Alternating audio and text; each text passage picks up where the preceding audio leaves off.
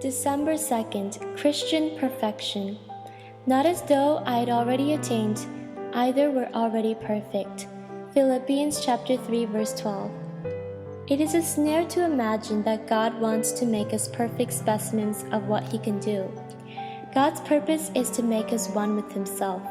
The emphasis of holiness movements is apt to be that God is producing specimens of holiness to put in His museum.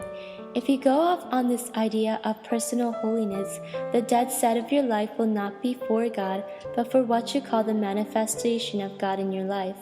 It can never be God's will that I should be sick, you say. If it was God's will to bruise His own Son, why should He not bruise you?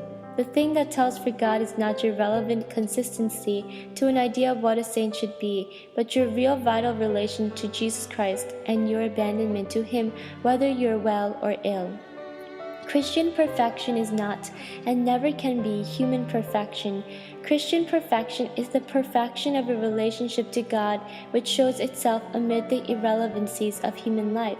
When you obey the call of Jesus Christ, the first thing that strikes you is the irrelevancy of the things you have to do, and the next thing that strikes you is the fact that other people seem to be living perfectly consistent lives.